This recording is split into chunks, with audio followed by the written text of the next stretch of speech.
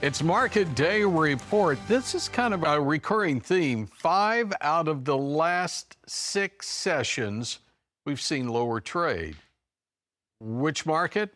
Well, how about we start with one of them, the corn market. Yeah, it's been lower 5 out of the last 6 sessions, and we start the day higher. What's kind of interesting, we had higher trade overnight, and it looks like it's spilling over into the day session. Again, still a pretty tight trade range within a nickel at 426 and a half. It's 2.25 cents higher. And soybeans, 5 out of the last 6 sessions lower, 4.25 higher right now at 10.13 1/4. What about the wheat market? 5 out of the last 6 sessions, it's been lower, up 3.25 in Chicago, 5.22 3/4. Same story here for hard red. At 5.08, it's up 2 pennies. And, oh yeah, what's one more? The cotton market has been lower 5 out of the last 6, unchanged right now. 66.17. Are we going to break that trend today? The vice president of Zaner Ag Hedge is Ted Seifried. So do we break that today? Does it look like we've got something to move higher on?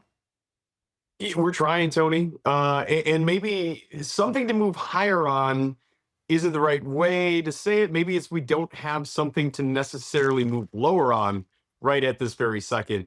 When it comes to grains, the big news of this week has been the Argentinian tax holiday or tariff holiday that they allowed their farmers to sell a lot of their products without having that export tariff that they normally impose. And the big one for that is soybeans at 26%, corn and wheat at 9.5%.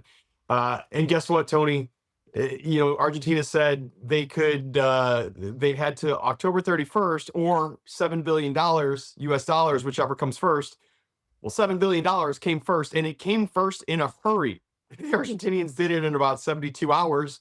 And I mean, they sold a whole lot of beans and they sold a whole lot of meal. Now, you kind of felt like that was going to happen. I think on one hand, the markets are higher here today because, well, export sales, especially for corn, were pretty decent.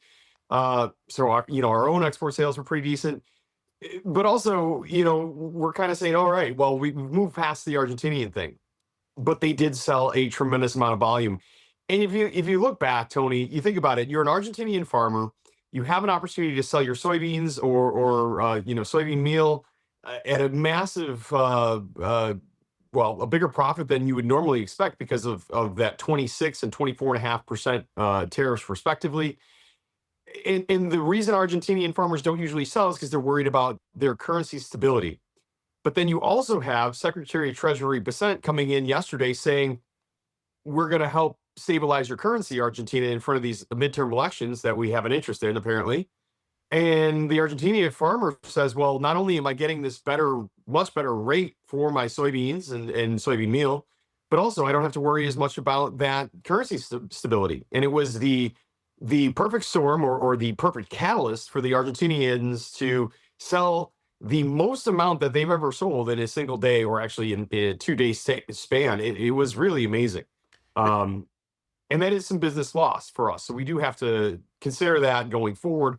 But at least today, you're getting sort of a relief bounce that's maybe out of the way for now. Yeah, I'm so glad you said that. The whole time, I'm old enough to remember the blue light special at Kmart. You'd see the little blue light flashing, and it told you, hey, this is something you really need to come look at. And I guess that Argentinian thing was our modern day blue light going off. All right, let's take a break. We'll come back in a moment. And I don't think we have any blue light specials in the livestock sector, but we'll find out. This is Market Day Report.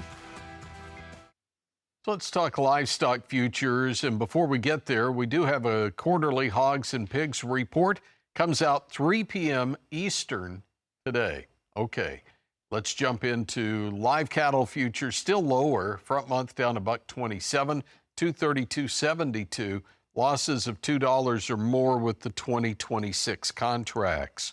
And for feeders, they've been the leader in the red, down 440 on the October at 355.22. What's happening? We're about to find out, because the hogs are moving higher front month October.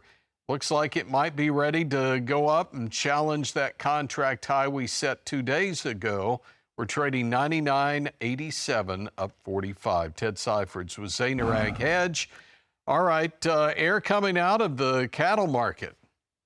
Yeah, air coming out of the cattle market. And, we talked a lot about Argentina when we talked about the grains. We're going to talk about Argentina again here, too.